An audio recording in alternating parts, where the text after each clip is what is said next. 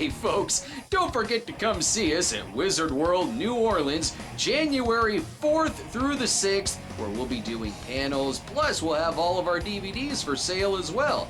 Not to mention, February 22nd through the 24th, we'll be at Wizard World Portland. Well, that sounds like a lot of traveling. And make sure you use the promo code CINEMA20 to get 20% off of your tickets by going to wizardworld.com. Well, it ain't Christmas until there's a movie about a killer dressing up like Santa Claus and killing a bunch of young people. Actually, it is still Christmas. It's just that we have another slasher movie with a similar plot line to a bunch of other slasher movies. To All a Goodnight is about a group of girls at an all-girls academy who are stalked by a killer. There, didn't take terribly long to get that plot line out of the way. It's a plotline similar to Black Christmas, but if Black Christmas is like a Big Mac, To All a Goodnight is all the toppings and buns stripped away and just a couple meat patties thrown at you. You can tell they had a lot of confidence in this as a holiday horror film, since in 1980 they released it in January. The most interesting thing about the movie isn't what's in front of the camera, but who's behind it.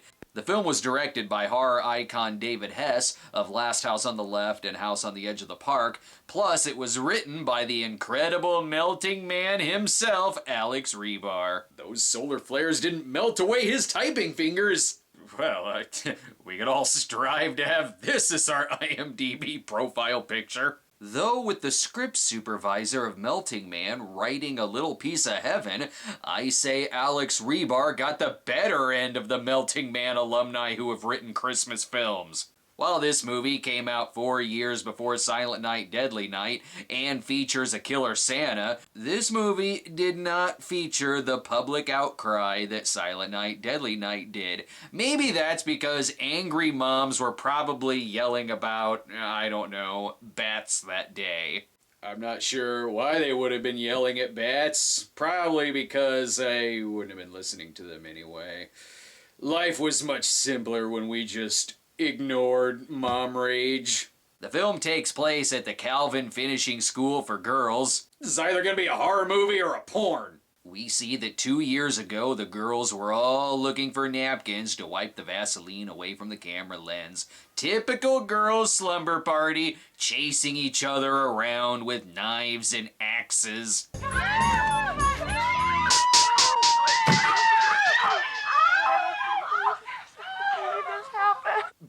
That escalated quickly. This happened less than a minute into the movie. How did this happen? Who are these people? Why are they doing this? The movie never explains it. And why is David Hess's cat doing the soundtrack?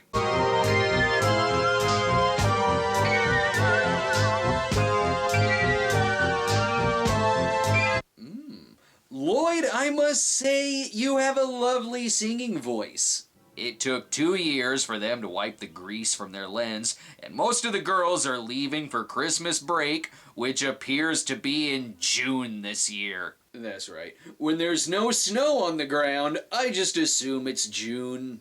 Things are tense even before the killer shows up. I spent a fortune to send this kid here. You wanted to get her? Okay, we got her, and let's put her in a bag and get out of here. Damn, Scott Bakula is a dick in this. I really feel like I'm getting to know all these people. Have a good time. If you get a chance, bring me back a couple of presents, okay? Thanks for establishing that their knees have great conversations. The hell kind of school is this? And we'll be eating in the pier dining room instead of the main dining room, which will be closed during the... And why are the people behind the camera just giving each other hickeys? The girls staying behind are in for a hell of a party as they silently listen to the radio. Cranking out your all-time high rollers, and here's our newbie surprise hit by a young up-and-coming group. Do you know where I wish I was spending? Thanks for letting the DJ finish. It would have been rude to talk over him. These girls all talk like they want to fuck anything and everything. You truly get teen girls, Steve. Oh, my favorite.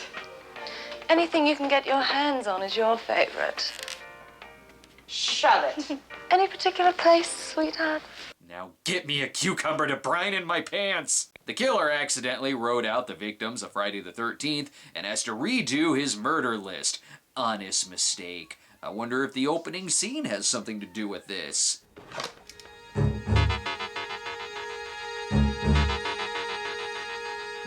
Ooh, Spider-Man's dead girl sense is tingling. The movie is nice enough to give the dead girls a last supper. Pass the stew. Great stew. Catering is by Riley from A Christmas Puppy. Where the hell are the biscuits? No one said anything about dinner, so poor horny McPantsthrob has to take a cigarette break before he can get laid.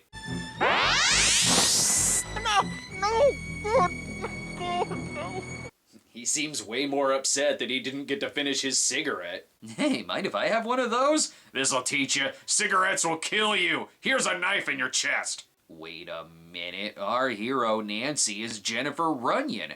I have total confidence that she can take on this killer. It's been established that she is psychic and that she can fight a carnosaur. Even with the killer, this place is weird thanks in part to janitor Crazy Ralph.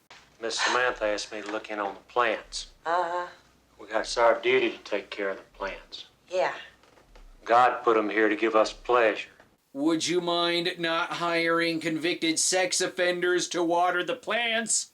Oh, by the way, Mrs. Jensen cooked out some cherry pie and stew. Better hurry on down before it's all gone. I like cherry pie. And give him some food. I sure hope that's the kind of pie he's asking about. Oh, that's just classic Ralph. Hello, girls.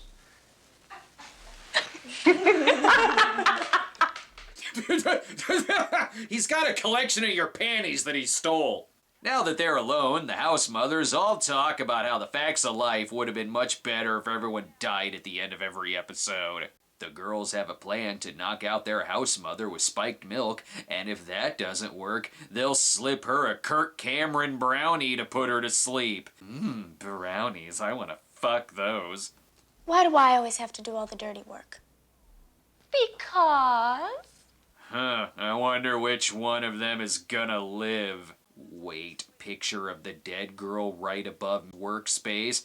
Who's the killer gonna turn out to be? Clearly it's Pamela Voorhees. No wonder they were writing out the Friday the 13th victims. I know it's not Ralph in his red herring pajamas. Oh, Ralph. You shouldn't be out here at night like this. It's 2 in the afternoon, you crazy old bastard. Now it's officially a party. We've hijacked Santa's private jet, and we're getting all of his milk and cookies. Plus, it's Harry Reams who plays the pilot. I'm sure this is secretly a porn. Now woo me with a song! Vagabond, running only makes you see, running only makes you... Where's John Belushi's guitar-crushing spirit when you need him? Plus, with it being a David Hess movie, shouldn't he be doing the soundtrack?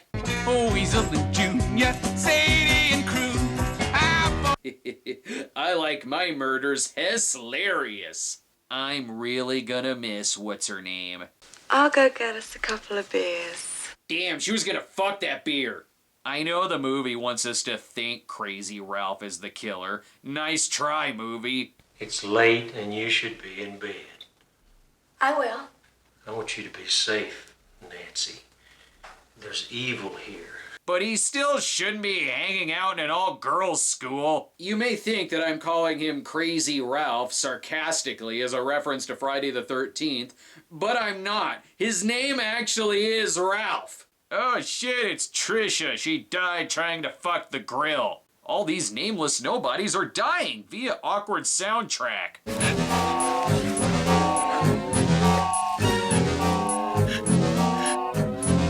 The soundtrack sounds like a train engine trying to sing while drunk. At least this killer is nice enough to bury their victims. That'd be really traumatizing if someone were to accidentally find them, and it'd really put a damper on the orgy. Hey, where is everybody? Gone to bed, or wherever. Who invited the Z-Quill to the orgy? When one horny girl dies, another takes her place. Come on, Einstein. It's time for your advanced course in relativity. How is this not a porn? Even the lines are from a porn universe. Good thing you guys are being quiet while the house mothers sleep. Just a quiet, playful horn dog chase through the house. Oh, my back. Help me. Everyone in this movie is 40. Great, I get to see these two fuck. Just give me the coal.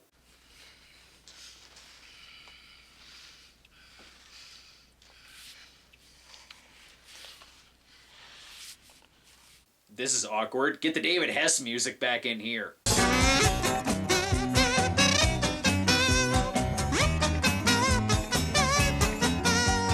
Good. I can masturbate to that. Even though we're only 28 minutes in, I feel like this movie should be over soon. The only thing moving faster than their hormones is the plot. Half the cast is already dead. And I still don't want to see the live ones fuck.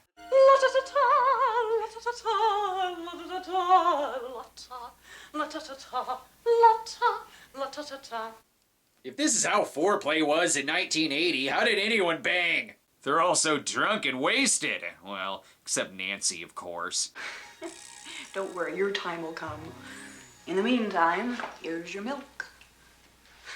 You sure you just don't want to replace Jennifer Runyon's character with a walking, talking Bible? How much time do we got before we find out that the cast ripping off Black Christmas is coming from inside the house? Better hang out outside then with your milk and that weird sound.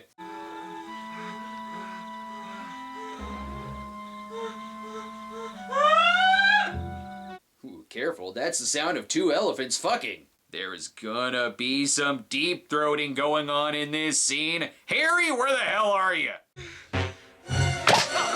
Not that kind of deep throating. And this is why you don't have sex in front of a suit of armor. Someone is definitely inside that shit. It's hard to trust anybody here. What are you doing here? Something is wrong. Yeah, something's wrong. Get the fuck out of my room. Sure, he tries to warn her about the killer. I want you to be all right. You must pray. Pray so the devil won't claim you for one of his own. But then that happened. God, cut to awkward sex. Did I pick the right bikini? Does this fulfill your Phoebe Cates and Fast Times fantasy? The killer still buries the victims, which is probably why it takes longer than a day for him to do this shit. You're wasting time with all this burying. Mrs. Jensen, did you sleep well?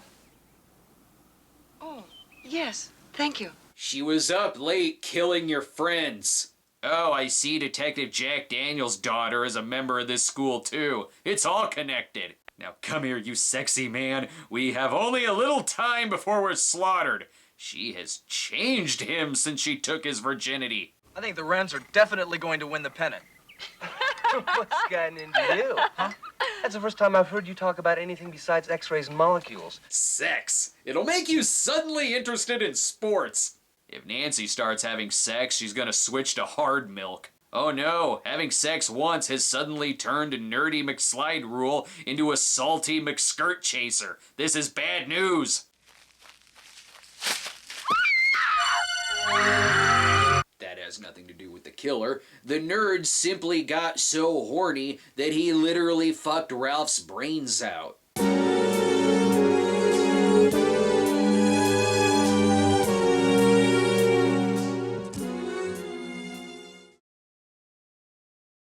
A case like this needs the help of a detective who is also just as creepy. I know.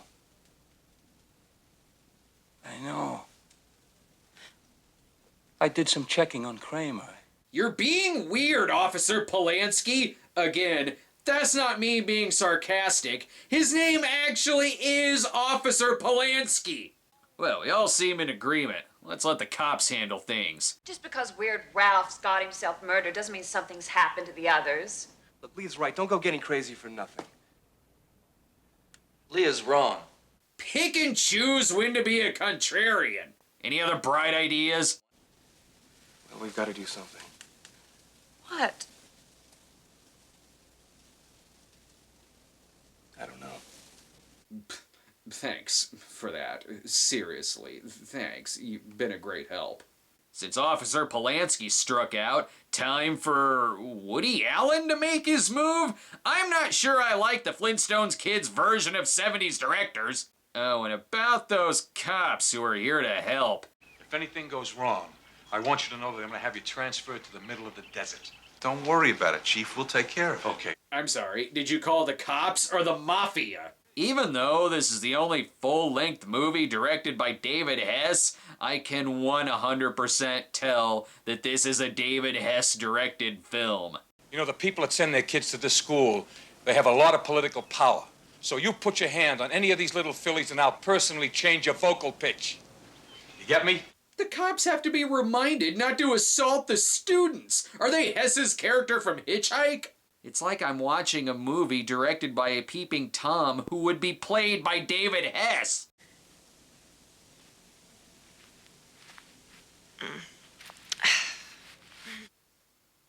Sure. I'd be nervous at this dinner table, too. Guess I better get at it. Good. I'm gonna get some shut-eye and I'll relieve you at 12. Right. Okay, I don't know what's weirder, guns at the table, or there apparently weren't enough chairs. Or how about when Leah moves from one lap to the other without the original lap noticing?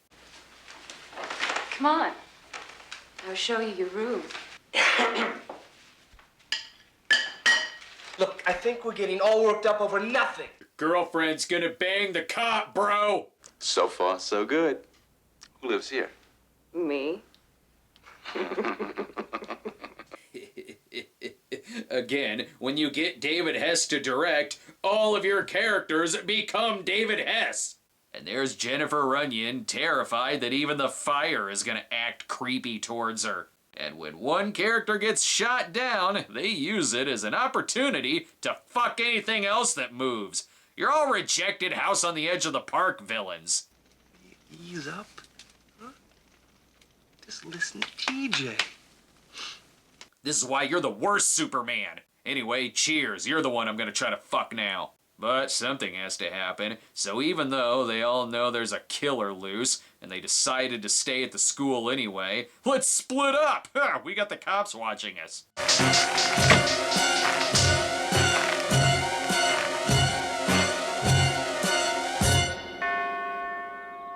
Ooh, I think I heard the dinner time bell. Great, now just this guy is here to protect us. Melody. 5 years of karate.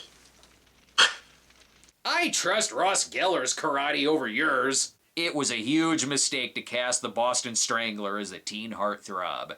And why even dress like Santa? It's only so the audience doesn't know who the killer is. She kills anyone who sees her, and it's not like they're gonna turn around and say, oh, it's okay, it's just Santa on the roof. Or they might. They don't seem very smart. Can anyone get in? Anyone can get in anywhere if they want to bad enough. I guess that was kind of a dumb question, huh? That ever stopped you before from saying dumb things? What are you staring at? That picture.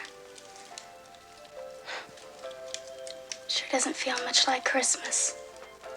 I'll take care of that. Are you gonna draw a Christmas tree on it? Unfortunately, this Hess didn't go full David Hess in his lovemaking, only because he didn't kill her right afterwards. So he let someone else do it, which still bit him in the ass. You're a disgrace to all fake David Hesses. Don't worry, there's plenty of other fake Hesses wandering around the premises.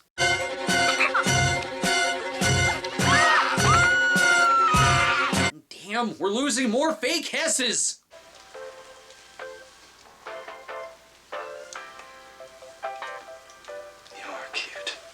Oh, good, nerdy Hess is still inside. He'll be our hero when shit hits the fan. Oh my God, we're gonna die! We're all gonna die! Pull yourself together. Could you not slap the women, nerdy Hess? Oh, and somehow Leah is still alive, but is traumatized. That's why you should have still buried those bodies.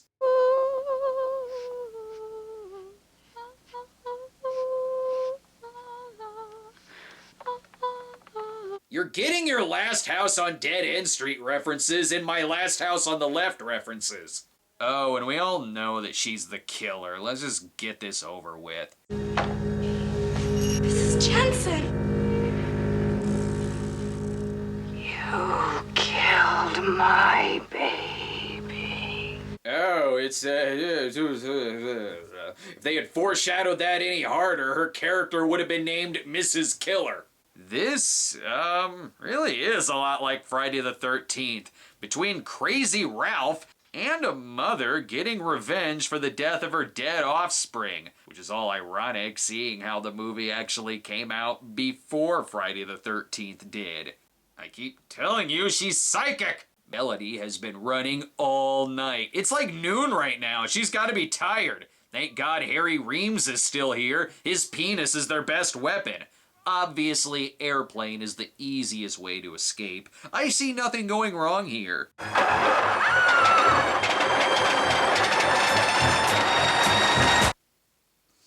This movie's getting stupid.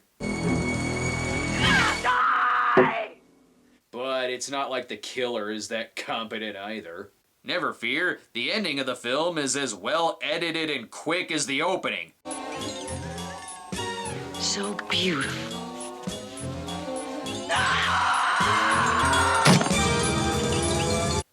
So much for a struggle. Somewhere in that editing, I guess Nancy turned the killer into a dummy and threw her off a roof. Wait, one more Santa? Must be the real Santa Claus's helpers. Who killed our daughter? I should have killed you first. Sure. I suppose we should have seen this coming, but everyone in this universe is a fucking creep, so Officer Polanski really didn't stand out all that much. Like a couple of heroes, they leave Leah behind because, I don't know, they didn't like her dancing. Leah! It's all over. We've got to go back for Leah! Let's send somebody back for her.